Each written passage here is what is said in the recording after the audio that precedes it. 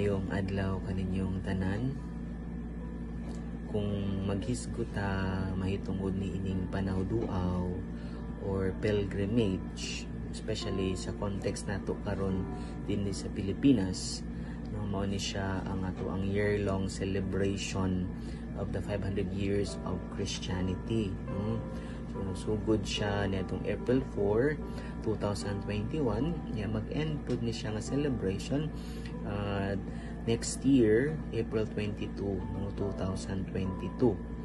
So for this year, Jubilee year, ang Holy See naghatag kanato og pagtugot og permission, no, na mag-declare og Jubilee churches, no, sa matag diocese or archdiocese. Mao ni siya ang mamahimong holy door, no, to which the pilgrimage are to be celebrated or made. So kaning mga Jubilee churches, kanila siyang mga simbahan na nakaabot na sila 25 years. So pinili lang pod siya. So dinhi sa tuang diocese, Archdiocese of Davao, natay pito ka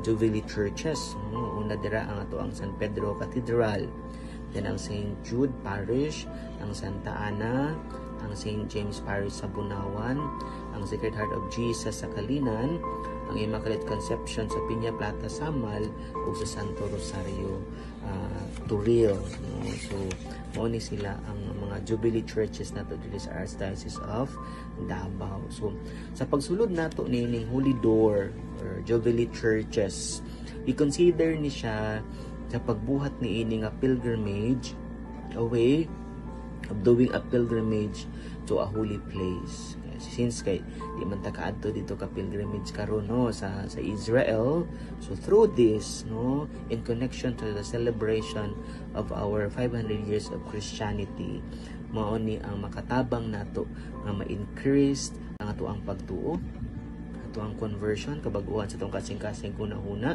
ang mulambo po dato ang spiritual aspect, ug ang diha ang paghatag nato og paglaom nga naka-attach o nakasentro diha sa pagtuo nato kang Kristo, no? So sa pagpilgrim nato, sa panawduaw nato, ato jung ibutang, no, sa tuang kasing-kasing hunahuna nga ato ang gisudlan ng mga simbahan o mga holy doors or Jubilee churches, balaan kini nga simbahan. So dili lang ni siya kay maduta dito para mag picture or di ba ka maduta dito para mag-unsa lang, no, dili naatay pagabuhaton kapag ampo usab, no. So manang ang Archdiocese nag-andam pod ining mga guide or giya, either grupo or kanang ikaw lang inusara nga moadto didto aron sa ingon will guided pud ta, no.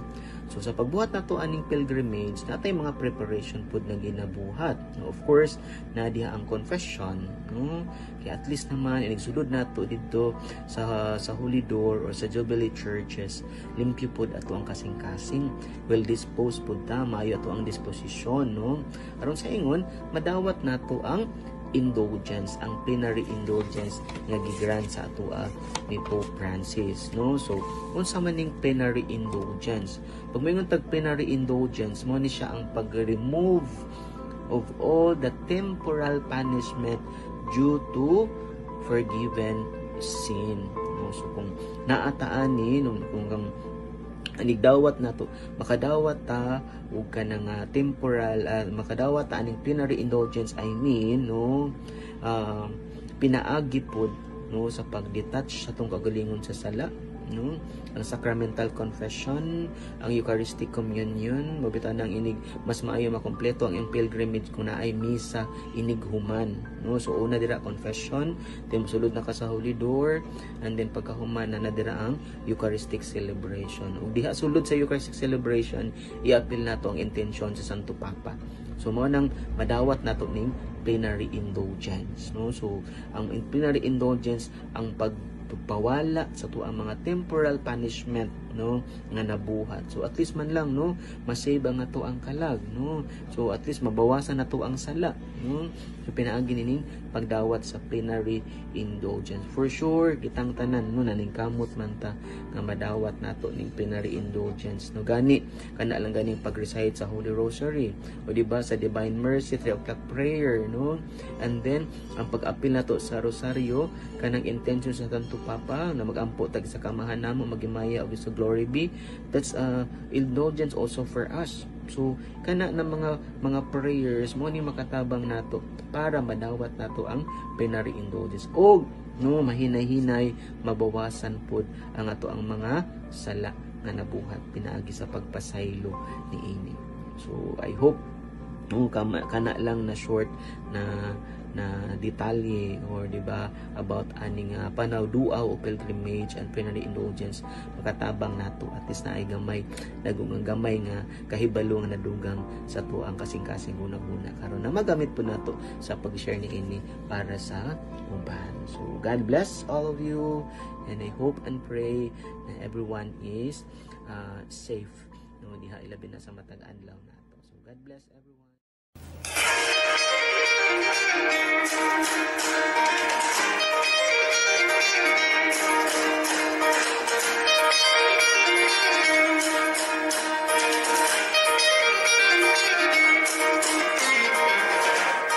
Every trial will see your glory. Every nation bows before you. All our treasure turns to ashes in the light of you.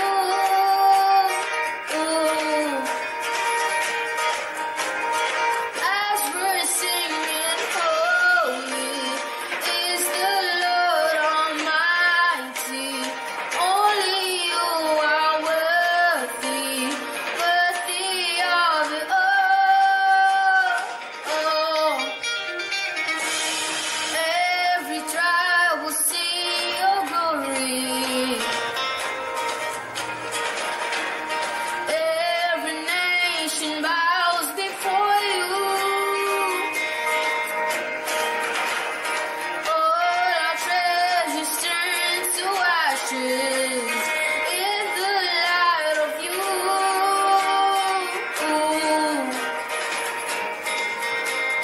As we're singing, holy is the Lord Almighty.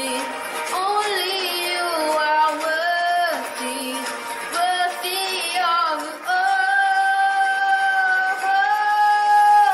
Praise and glory, honor and strength unto our God, unto our God. Matchless and this love unrestrained. This is our God. Every tribe sing praise and glory, honor and strength unto our God, unto our God. Matchless and His love unrestrained.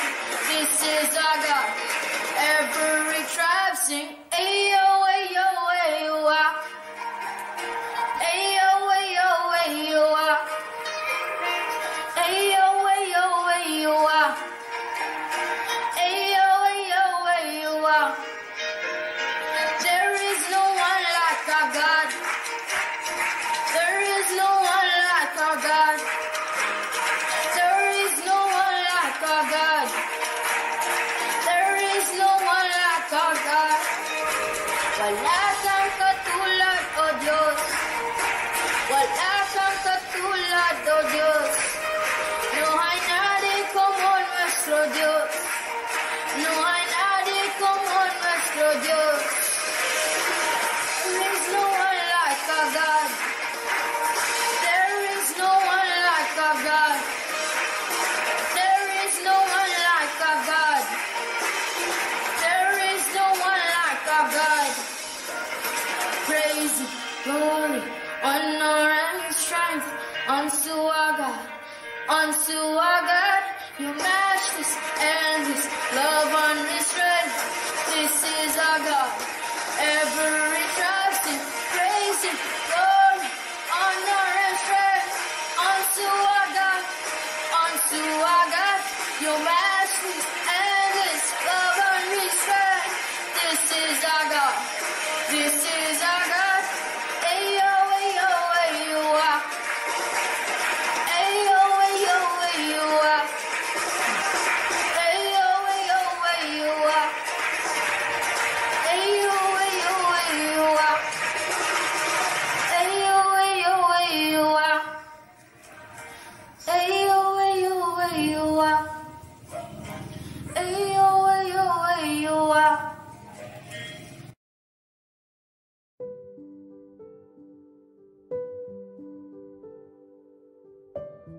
In the name of the Father, the Son, and of the Holy Spirit. A reading from the Gospel according to St. John.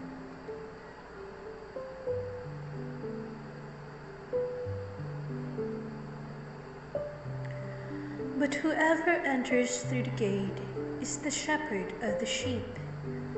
The gatekeeper opens it for him, and the sheep hear his voice, as he calls his own sheep by name and leads them out. When he has driven out all his own, he walks ahead of them, and the sheep follow him because they recognize his voice. So Jesus said again, "Amen, amen, I say to you, I am the gate for the sheep. I am the gate. Whoever enters through me will be saved, and will come in and go out and find pasture." The Gospel of the Lord.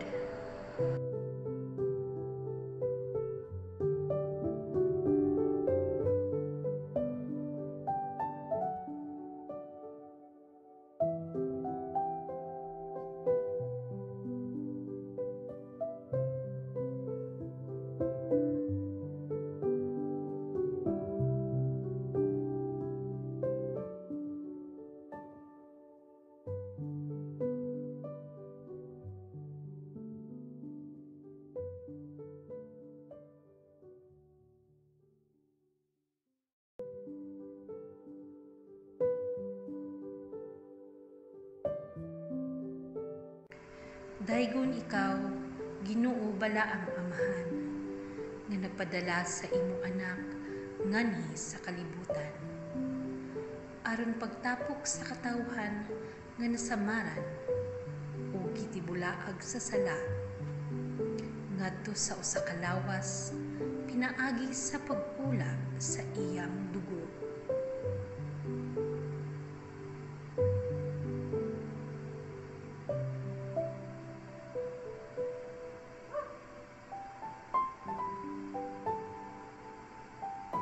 Imo siyang gitudlo, isip magbalantay, ug ganghaan alang sa mga karnero, aron bisan kinsa nga mosulod maluwas, ug bisan kinsa nga mosulod o mugawas pinaagi niini makakita sa sibsibanan alang sa kinabuhing dayon.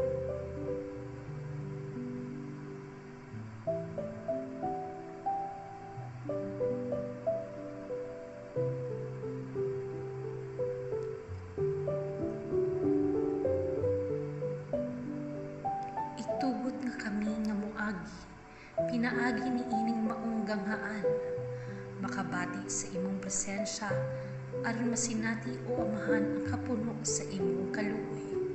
Pinaagi ni Kristo ang Ginoo. Amen.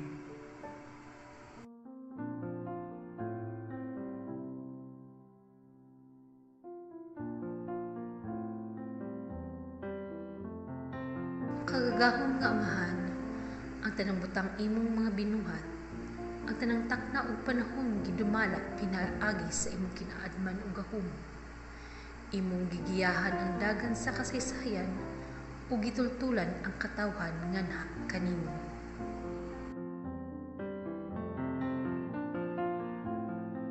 Ingon sa imong paggiya sa mga manggialamong gikan sa sidlakan, diha sa ilang panaw sa pagpangita sa bagong natawo nga hari sa mga Hudiyo, ug pagtultol kanila ngadto kang Hesus imong anak, pinaagi sa sidlak sa usa ka bituon, mauusab pinaagi sa imong Dios nung pag-alima. Gigiyahan mo ang mga eksplorador sa paglibot sa kalibutan, ug gidala mo sa pagkaplag sa among yuta, pinaagi sa kahayag sa nagdilaab nga kalayo.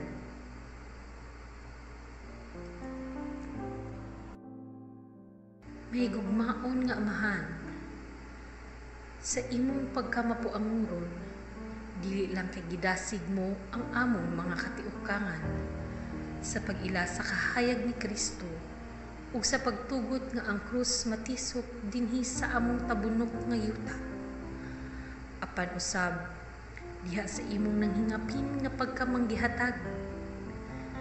Imbutan mo nga mahugasan sila sa tubig sa bunyag ug maalimahan sa pan ug bino diha sa Eucharistia.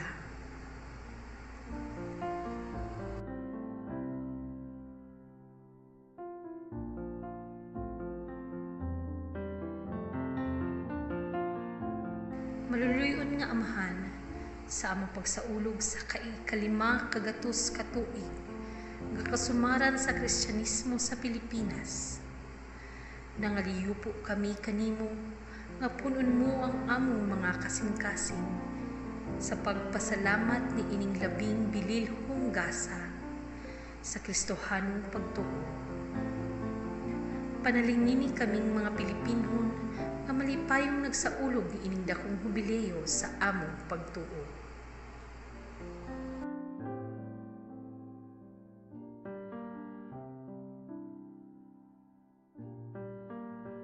Hinaot kang among mga kasing-kasing nagdilaabunta sa balaan dinguha sa paghigugma ug pag-alagad kanimo ug sama sa imong anak si Hesukristo.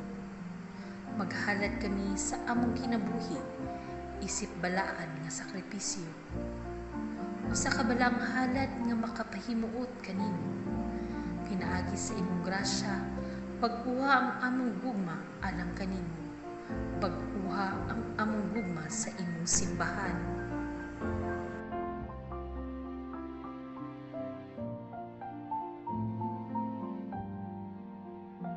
Hinaot nga kining gasa sa 5 kagatos ka mga tuig sa Kristohanong pagtuo. Magdala unta kanamo og bag-ong kadasig ug kusog alang sa misyon. Hinaot nga kining gasa nga among nadawat ihatag unta namo nga gasa ngadto sa tibuok kalibutan. Amen.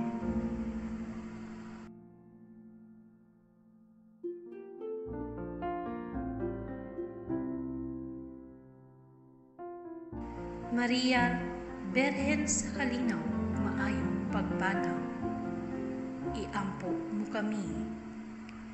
San Jose, patron sa kinatibuk ang simbahan, iampo mo kami. San Lorenzo Ruiz, iampo mo kami. San Pedro Calungsod, iampo mo kami.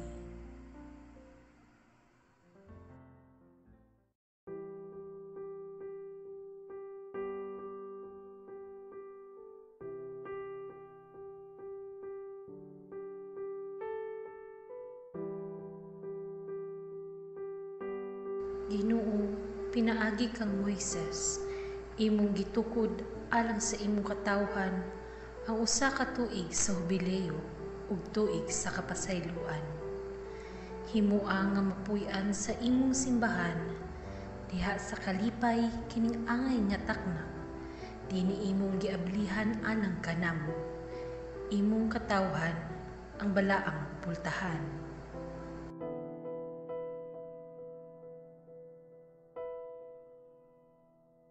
Aron mosulod sila ug mubayaw nganha kanimo sa ilang mga pag-ampo ug sa pagdawat nila sa kapasayloan ug indulhensya ug sa hingpit nga kapasayloan sa ilang mga sala. Maglakaw sila nga madali ngadto sa bag-ong kinabuhi subay sa ebanghelyo sa imong anak ug makadangat sa langit ng himaya sa imong puloy-anan. Amen.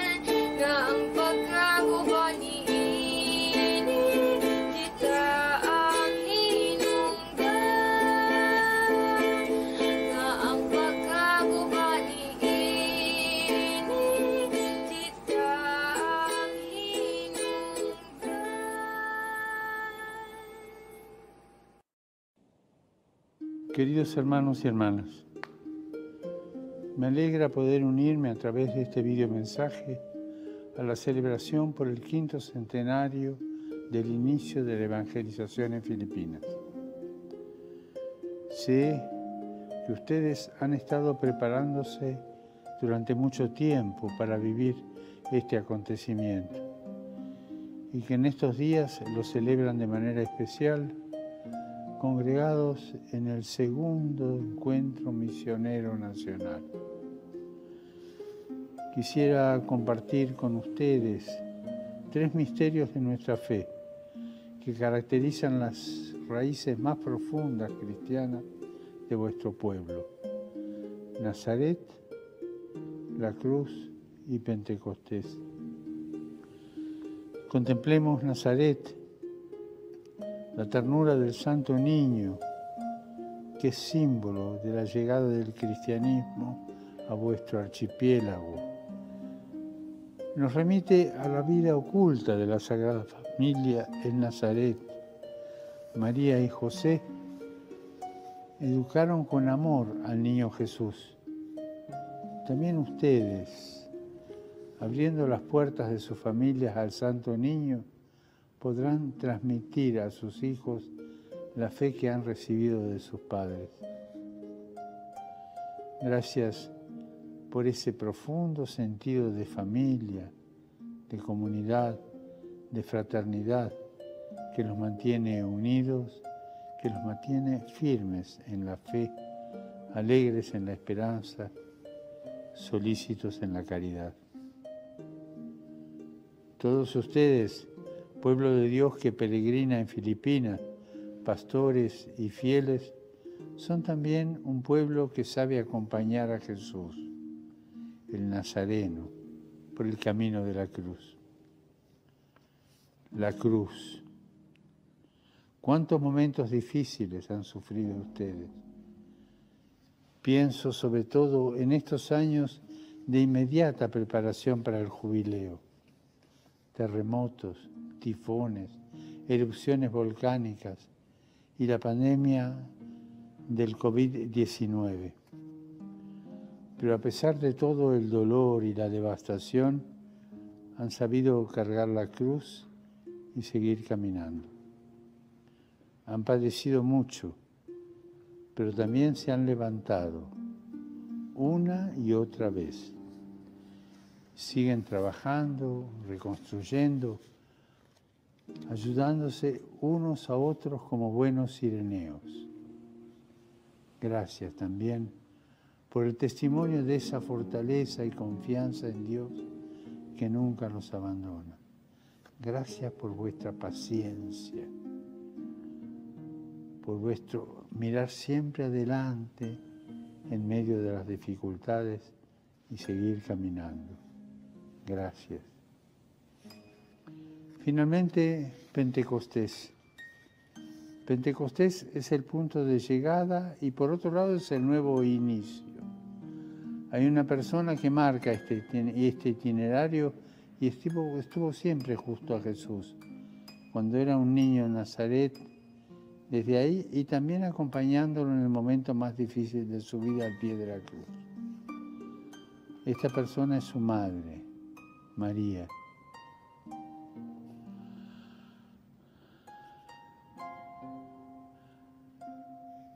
Y María, la Madre de Jesús y Madre nuestra, también estuvo junto a los apóstoles el día de Pentecostés, rezando y esperando la llegada del Espíritu Santo. Cuando lo recibieron, salieron sin miedo a anunciar el Evangelio a todos los rincones de la tierra. María está siempre con todos ustedes. Es la Madre que no abandona. Ella los ha acompañado hasta aquí y ahora le pedimos que interceda por este nuevo Pentecostés de la Iglesia en Filipinas. Así que no nos olvidemos estas 3 palabras que marcan 3 hitos en vuestra historia: Nazaret, la cruz y Pentecostés. Durante este año jubilar, los guían las palabras de Jesús. Lo que han recibido gratis, entréguenlo también gratis. Estas palabras son una invitación para agradecer a Dios por las personas que les han transmitido la fe. Y soy testigo que ustedes saben transmitir la fe y lo hacen bien, sea en vuestra patria, sea afuera. Agradecer el don de la fe. Agradecer a Dios por las personas que les han dado la fe a ustedes y por las personas a quienes ustedes van a transmitir la fe. Renovando el deseo de evangelizar, de llegar a otros y llevarles la esperanza y la alegría del Evangelio. Queridos amigos, recuerdo mi visita a vuestro país con mucho cariño. No olvido aquel encuentro final de casi 7 millones de personas. Ustedes son generosos, son abundantes, saben cómo se hace la fiesta de la fe. No pierdan eso, aún en medio de las dificultades. En esos encuentros multitudinarios, los que expresaron que este don de la fe que han recibido, dicen que quieren seguir compartiéndolo y anunciándolo a todos. No tengan miedo, en esta misión no están solos.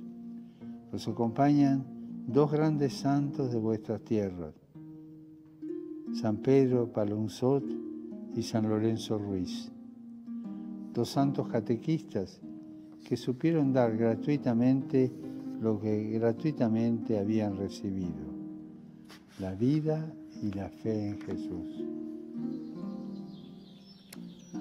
Sigan adelante, el Papa los acompaña. Que Jesús los bendiga, bendiga a todo el pueblo filipino y que la Virgen Santa los cuide. Que el Santo Niño siempre esté con ustedes. Y por favor, no se olviden de rezar por mí. Muchas gracias.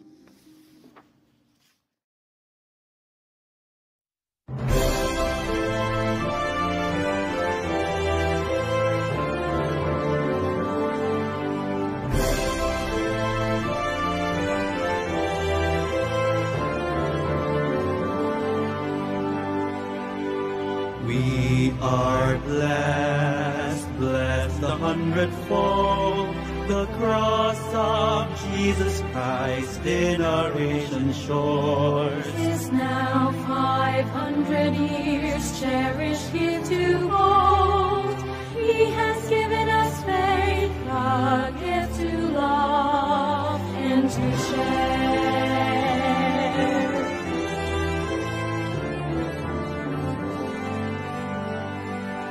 Esta fe es bendición también nuestra misión.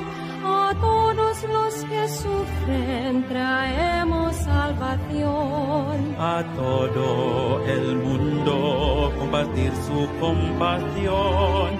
A toda la humanidad llamamos a la conversión.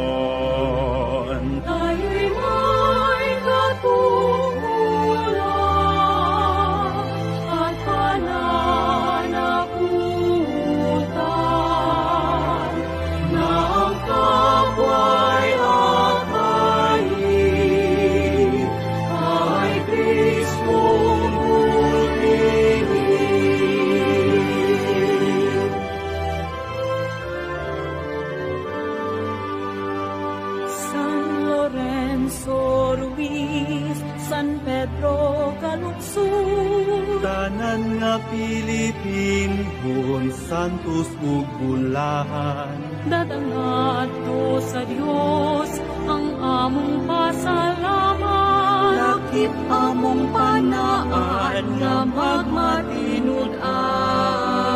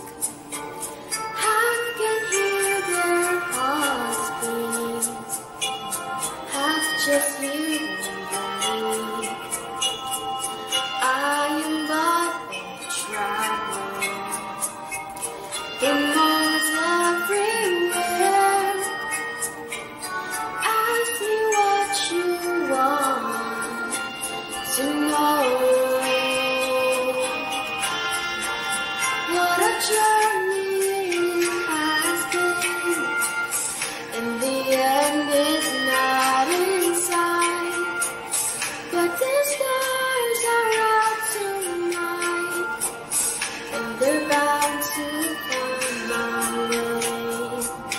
When they're shining on my life, I can see a better day. I won't let the darkness in. What a journey it has been.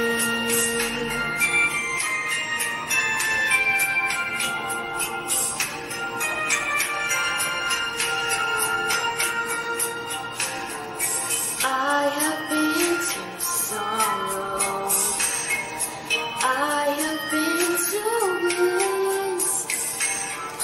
Where I'll be tomorrow, I can only guess. Through the darkest desert, through the deepest gloom, forward, always forward, I go. What a journey it has been, and the end is not in sight. But the stars are out tonight, and they're bound to guide my way. When they're shining on my life, I can see a better day. I won't let the darkness in. What a journey it has been. Forward, always forward, onward, always up, catching every drop of hope in my empty cup. What a journey it has been, and the end is not in sight. But the stars are out tonight, and they're bound to find my way. When they're shining on my life, I can see a better day. I won't let the darkness in. What a journey it has been.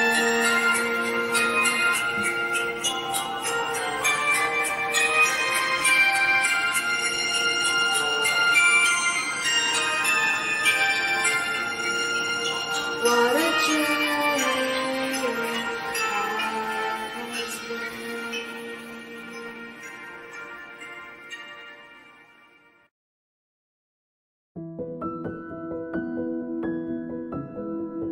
Kumusta mga kauban kong mga kursilyesta?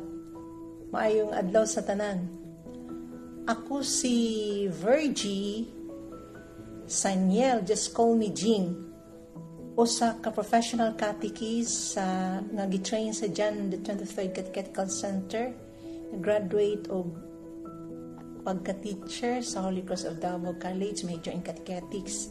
Niadtong 1987, na-assign ko as head catechist sa Fatima Parish sa akong kaugalingong parokya diha sa St. Joseph Parish sa Archdiocese. Unya, niadtong 1992, nag-attend ko sa Cursillo movement. Pagka 1995, nag-appeal ko training sa Philippine Catholic Lay Mission. Napadala ko sa Archdiocese sa Haro, Iloilo. Na-assign ko dito sa katedral. Unya, pagkahuman dito, niadto ko sa pagka 2000 niadto ko sa Diocese of Iba, i-assign ko sa San Nicolas de Tolentino sa Castillejos bilang usab as PEC organizer sama dito sa Iloilo kay mao man ang Philippine Catholic Lay Mission nagatabang sa pagtukod og mga JKK diri sa Pilipinas sa naglain-laing parokya. Pagkahuman ako dito, niuli ko diri sa atong diocese sa Davao na ako na-assign sa balik sa parokya as DEC animator. Unya, sa ako mga kasinatian ni ining pag-attend sa mga kinatibuk ang mga kalihukan sa atong simbahan sa parokya, na ay mga pilgrimage nga ginahimo, especially kanang Holy Week, Semana Santa, pagbisita iglesia. Nagauban ko sa mga youth, sa mga leaders. Nya, indot ning kasinatian mag-pilgrimage kay spiritual journey man. Mga 7 churches magbisita iglesia panahon sa Holy Thursday man sa piyesta sa pagsaulog sa Holy Eucharist, piyesta sa Holy Eucharist, sa Last Supper, mga misa niya, magbisita sa mga parokya. Doon ay mga pag-ampo, doon ay makahatag po ni Ukiya. Unya, gi-assign na po ko diri sa diocese sa mga katikista sa diocese John Quinter Catechetical Center. Unya, akong nasinati po ang mga parokya nga nagahimo ni mga pilgrimages. Unya, sa dihang naadto ko sa Manila, maupod na himong kong director dito sa mga misyonero sa Philippine Catholic Lay Mission. Nya, nakita na ako ang kakusog ba sa kaninga paghimong mga pilgrimages. Na po ganit ko i-dream mo at Holy Land to have a pilgrim sa mga parishioners. Pero wala na tuman hangtod niya ni adtong 2018 na-assign ko nasa Taiwan. Niya dito po naka-appeal po ko pilgrimages uban sa mga overseas Filipino workers kay ang mission dito nagtabang kami sa mga missionary sa mga Maryknoll Fathers sa kanang pag-assist sa atong mga OFW, especially kanang mga gipahawa sila sa ilang mga trabaho instead pauliwan. So ang parokya, ang simbahan mga run by the Maryknoll in the Diocese of Taichung, amo na silang gina-cater hangtod niya, di sila kauli, madaog sila sa kaso, makabalik sila og trabaho sa bago na po niya. Dito sa pilgrimages sa Taiwan, nakita na ko nga adunay mga pagpalawong gyud, labi na palawong sa pagtuig, labi na katong mga churches nga mabisitahan nato, labi na karon pa nga panahon nag-encourage ta sa atong preparation sa pagsaulog sa 500 years anniversary nga mo pilgrimages ta sa 7 churches sa mga bikaryato nga doon ay mga designated niya mga churches for pilgrimage. So nindot ni siya nga makatabang ni sa ato sa pagpalawong sa atong pagtuo. Importante po niya doon na tayo preparation sa diini para sa pag-ampo sa rosaryo, pag-apila sa santos nga misa niya, pag-confession sad aron ang sa actual nga pilgrimages mas maligo mapalawong niya sa mga sharing sa parish priest or sa mga laiko silang kasinatian giunak sa tukod pagpanambo ang katolikong pagtuo diha sa maong lugar, maong simbahan, sa pagpamati kanila na kadasig ka nako sa ug naka-inspired kayo ang maong kasinatian. So bisan tuod nga nakakita sa pandemic, pero ginaawhag gyapon kita niini nga makaampo sa mga atong mga kaigsuunan kung kita mag-pilgrimage sa mga Corseliesta nining panahon sa atong pagpangandam sa 500 years. Dako na kayo na siyang matampo nato ang pag-ampo sa utong mga parian, pag-ampo sa mga laiko, sa mga nagkasakit sa balay o sa mga tambalanan. Kanya di kaya kung tamawala ng pagtuo kay ang Ginoo o paglaom kay ang Ginoo gyud uban ka nato, nagahatag sa iyang panalangin o pag-alim, pag-ayo sa atong mga sakit aron kita makanunayan tang magpadayon sa iyang mission sa pag-alagad sa uban. So kadto lang og daghang kaayong salamat o enjoy is the time and pray diha sa atong papangalanan sa atong mga parokya bilang Kursilyasta. Salamat!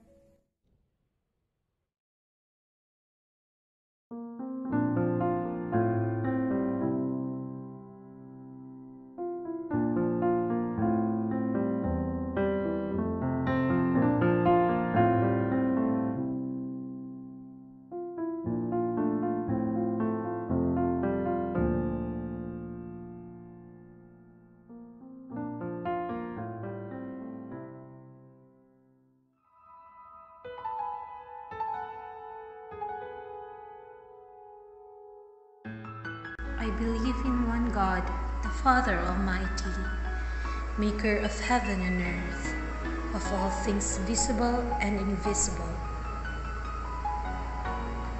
I believe in one Lord Jesus Christ, the only begotten Son of God, born of the Father before all ages, God from God, light from light, true God from true God, begotten, not made, consubstantial with the Father. Through him all things were made.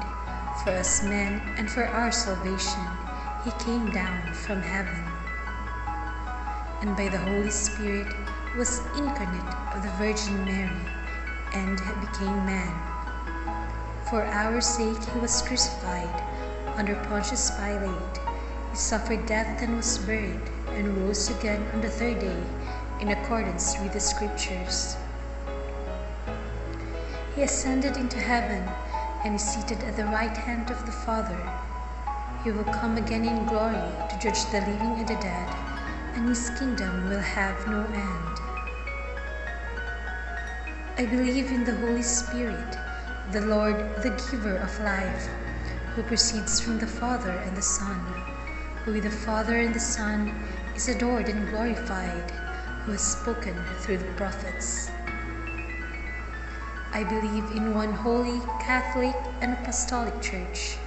I confess one baptism for the forgiveness of sins, and I look forward to the resurrection of the dead and the life of the world to come. Amen.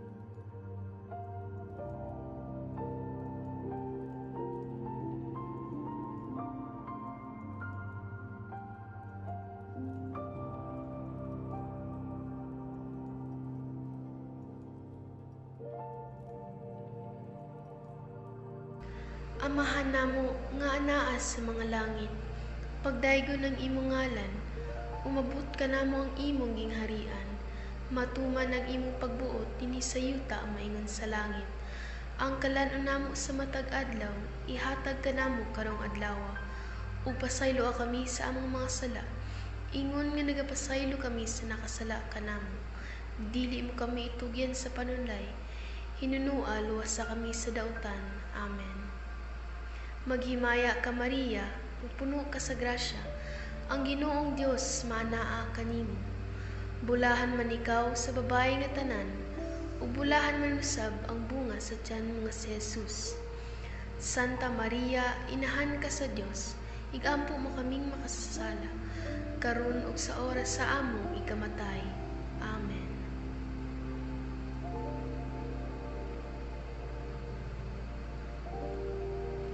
Himaya sa Amahan, ug sa Anak, ug sa Espiritu Santo, maingon sa sinugdan, karon ug sa gihapon, ug sa mga katuigan, nga walay katapusan.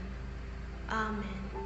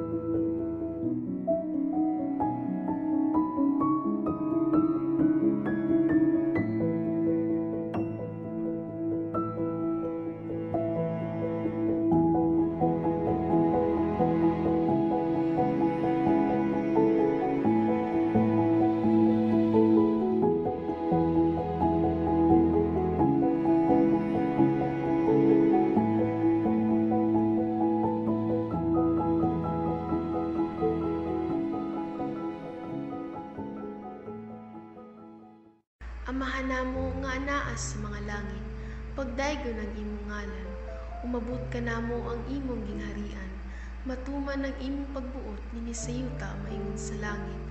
Ang kalan-on namo sa matag adlaw, ihatag ka namo karong adlaw. Upasaylo kami sa among mga sala, ingon nga nagapasaylo kami sa mga nakasala kanamo, ug dili mo kami itugyan sa panulay, hinunuo aluwa sa kami sa dautan. Amen. Nagatuwa ko sa Dios nga Amahan, makagagahom sa tanan, magbubuhat sa langit ug sa yuta. Nagatuwa ko kay Jesucristo, iyang bugtong anak nga atong Ginoo. Gipanamkon siya sa lalang sa Espiritu Santo, ug natawo gikan ni Maria nga ulay. Gisakit siya sa sugo ni Poncio Pilato, gilansang sa krus na matay ug gilubong. Miadto siya sa mga nangamatay, ug sa ikatulong kaadlaw nabanhaw siya. Misaka sa langit ug nagalingkod sa tuo sa Amahan, makagagahom sa tanan, gikan dito mobalik siya aron paghukom sa mga buhi ug sa mga minatay.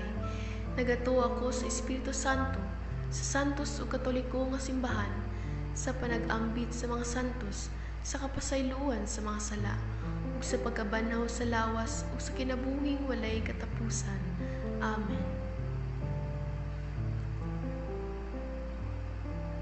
Maghimaya ka Maria, na puno ka sa grasya, ang Ginoong Dios maanaa kanimo. Bulahan ikaw sa babaeng tanan, o bulahan mo lusab ang bunga sa tiyan mo nga si Jesus. Santa Maria, inahan ka sa Dios, igampo mo kaming makasasala, karon ug sa oras sa among ikamatay. Amen.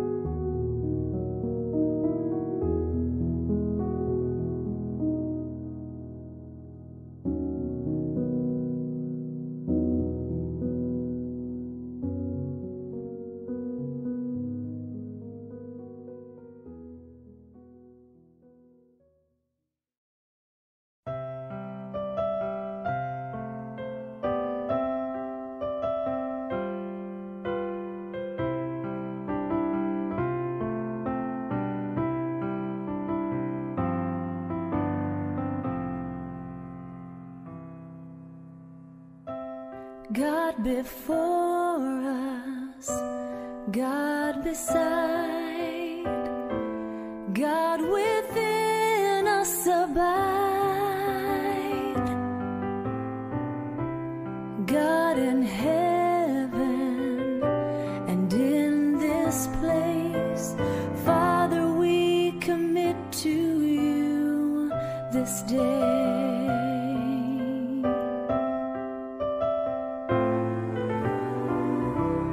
God in pleasure, God in pain, God will ever remain. God in gladness and God in strife. Father, we commit to you our lives. For we know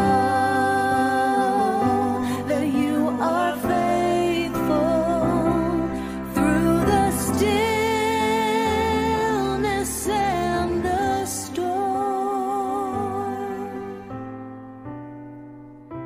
For you've been with us from the start. Father, we commit to you our hearts.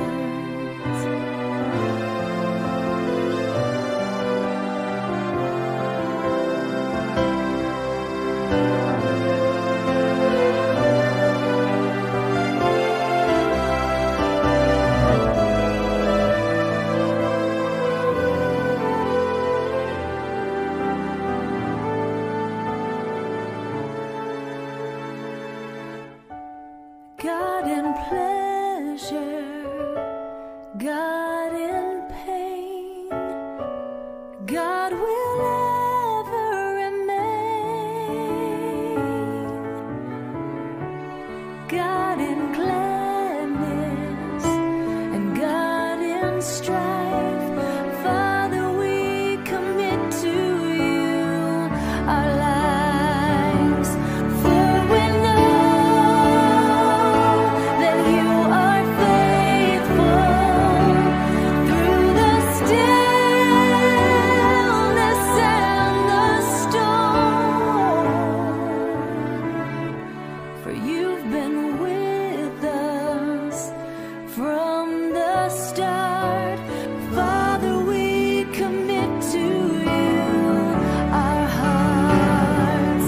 For we know that you are faithful through the stillness and the storm.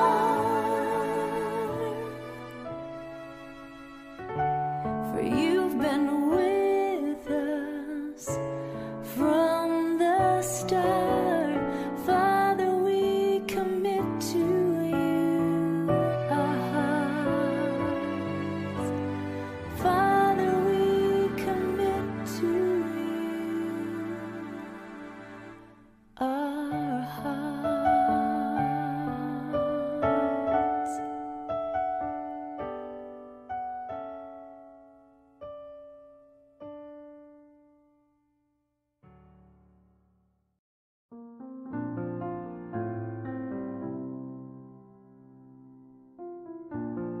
Manalangin ka nato ang makagahong nga Dios sa ngalan sa Amahan ug sa Anak ug sa Espiritu Santo.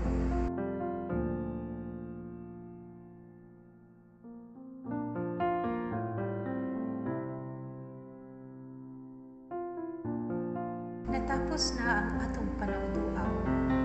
Manlakat kita sa kalinaw.